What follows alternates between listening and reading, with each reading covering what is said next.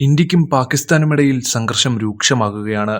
അതേസമയം ബലൂച്ച് ജനതയ്ക്ക് പാകിസ്ഥാനെതിരെ യുദ്ധം പ്രഖ്യാപിക്കാനുള്ള അവസരമാണ് ലഭിച്ചിരിക്കുന്നത്. ഇതിനർത്ഥം പാകിസ്ഥാനിൽ നിന്ന് സ്വാതന്ത്ര്യം നേടണമെങ്കിൽ ബലൂച്ച് ജനത പാകിസ്ഥാനെതിരെ യുദ്ധം പ്രഖ്യാപിക്കണം എന്നാണ്. ബലൂചിസ്ഥാനിലെ ജനങ്ങളുടെ വിഭവങ്ങൾ പാകിസ്ഥാൻ വളരെ കാലമായി കൊള്ളയടിക്കുകയും അവരെ ദാരിദ്ര്യത്തിലേക്കും പട്ടിണിയിലേക്കും തള്ളിവിടുകയും ചെയ്തു. സ്വാതന്ത്ര്യത്തിനായുള്ള യുദ്ധം പ്രഖ്യാപിക്കാൻ ഇതാണ് ശരിയായ സമയമെന്ന് ബലൂച്ച് ദേശീയ പ്രസ്ഥാനത്തിന്റെ നേതാവ് നസീം ബലൂച്ച് പറഞ്ഞു. യുദ്ധം തുടങ്ങി ബലൂച്ച് ജനത വിജയിച്ചാൽ പാകിസ്ഥാൻ രണ്ടായി പിളരും. പാകിസ്ഥാനിൽ നിന്ന് സ്വാതന്ത്ര്യം നേടുന്നതിനായി പഷ്തൂണുകൾ ഐക്യസമരം പ്രഖ്യാപിക്കുമെന്ന് ബലൂച്ച് നേതാവ് നസീം ബലൂച്ച് വ്യക്തമാക്കി. ഇതിന് 3 സായുധ സേനകളെയും സജ്ജരാക്കി നിർത്തിയിരിക്കുകയാണ്. ആക്രമണത്തിന്റെ സമയവും സ്ഥലവും തീരുമാനിക്കാൻ പ്രധാനമന്ത്രി നരേന്ദ്രമോദി ബന്ധപ്പെട്ട സേനകൾക്ക് പൂർണ്ണ സ്വാതന്ത്ര്യം നൽകിയിട്ടുണ്ട്. ഇക്കാരണത്താൽ ഇന്ത്യയെ കാണുമ്പോൾ പാകിസ്ഥാൻ ഭയവും ഉത്കണ്ഠയും കൊണ്ട് വിറയ്ക്കുകയാണ്. ഈ സാഹചര്യത്തിലാണ് പാകിസ്ഥാനെതിരെ യുദ്ധം പ്രഖ്യാപിക്കണമെന്ന് ബലൂച്ച് നാഷണൽ മൂവ്മെന്റ് പ്രസ്താവിച്ചത്. ജനീവ പ്രസ് ഫോറത്തിൽ പഷ്തൂൺ ഫസ്റ്റ് പ്രസ്ഥാനം സംഘടിപ്പിച്ച ഒരു പരിപാടിയിൽ സംസാരിക്കവെ പാകിസ്ഥാനെതിരെ യുദ്ധം ആരംഭിക്കണമെന്ന് ബലൂച്ച് നാഷണൽ മൂവ്മെന്റ് നേതാവ് നസീം ബലൂച്ച് പ്രഖ്യാപിച്ചു. ബലൂച്ച് ജനതയ്ക്കെതിരെയുള്ള അടിച്ചമർത്തലിലാണ് പാകിസ്ഥാൻ ഏർപ്പെട്ടുകൊണ്ടിരിക്കുന്നത്. അവർ വംശഹത്യയും നടത്തുന്നു. അതുകൊണ്ട് പാകിസ്ഥാൻ സർക്കാരിനെതിരെ യുദ്ധം പ്രഖ്യാപിക്കുകയും ബലൂച്ച് സിന്ധി ജനതയുടെ ഐക്യം ഊന്നിപ്പറയുകയും വേണം. നാം എല്ലാവരും ക്ഷമയോടെ കാത്തിരുന്ന സമയം അവസാനിച്ചു. ഇനി സ്വാതന്ത്ര്യത്തിനുള്ള സമയമാണ്. അടിച്ചമർത്തപ്പെട്ട എല്ലാ ജനങ്ങളും ഒന്നിക്കണം. ബലൂച്ച് പഷ്തൂൺ ജനതയ്ക്ക് കൂടുതൽ സമയം കാത്തിരിക്കേണ്ടി വരും. സ്വാതന്ത്ര്യത്തിനായുള്ള പോരാട്ടം നാം പ്രഖ്യാപിക്കണം. ബലൂച്ച് സിന്ധ് പ്രവിശ്യകളിലെ ജനങ്ങളെ കൊല്ലുക, തട്ടിക്കൊണ്ടുപോകുക, വിഭജിക്കുക, സാമ്പത്തികമായി ചൂഷണം ചെയ്യുക തുടങ്ങിയ തന്ത്രങ്ങളുടെ ഒരു പരമ്പരയാണ് പാകിസ്ഥാൻ സർക്കാർ നടപ്പിലാക്കുന്നത്. ഇതിനെ തുടർന്ന് നാം എല്ലാവരും ഒന്നിക്കണമെന്ന് നസീം ബലൂച്ച് പറഞ്ഞു.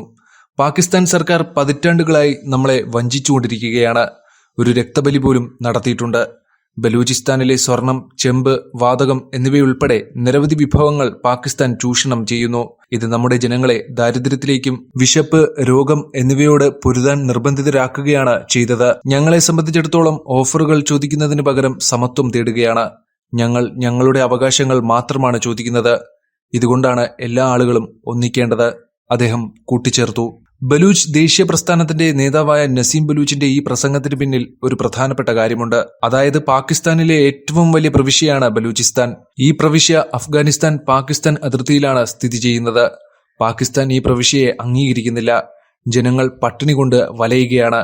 ഇക്കാരണത്താൽ അവർ പാകിസ്ഥാനിലാണെങ്കിലും ബലൂച്ച് ജനത പാകിസ്ഥാനികളെന്ന് സ്വയം വിളിക്കുന്നില്ല. കാരണം അവർ വളരെ കാലമായി ഒരു പ്രത്യേക രാജ്യത്തിനായി പോരാടുകയാണ്. കൂടാതെ ബലൂചിസ്ഥാനെ ഒരു പ്രത്യേക രാജ്യമാക്കാൻ വിവിധ വിഘടനവാദ ശക്തികൾ പ്രവർത്തിക്കുന്നുണ്ട്.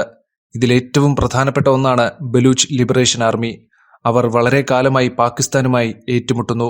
അടുത്തിടെ പോലും ഈ സംഘടനയും പാകിസ്ഥാനും തമ്മിൽ വലിയൊരു പ്രശ്നം ഉണ്ടായിരുന്നു. ധാതുസമ്പത്താൽ സമ്പന്നമാണ് ബലൂചിസ്ഥാൻ.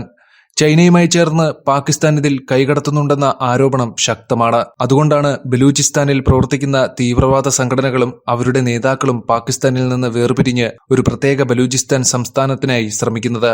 ഇതിന്റെ ഫലമായി ഇപ്പോൾ യുദ്ധം പ്രഖ്യാപിക്കണമെന്ന് ബലൂച്ച് ദേശീയ പ്രസ്ഥാനത്തിന്റെ നേതാവ് നസീം ബലൂച്ച് പറഞ്ഞു.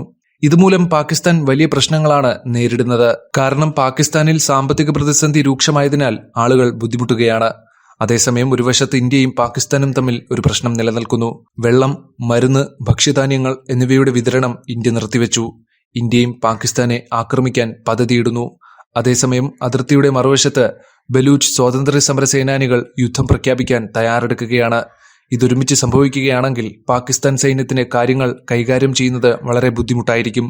കൂടാതെ ബലൂചിസ്ഥാൻ ഒരു പ്രത്യേക രാജ്യമായി പ്രവർത്തിക്കാനുള്ള അവസരവും ഉണ്ടായേക്കാം. ഇത് പാകിസ്ഥാനെ വലിയ പ്രതിസന്ധിയിലേക്കാണ് തള്ളിവിടുന്നത്.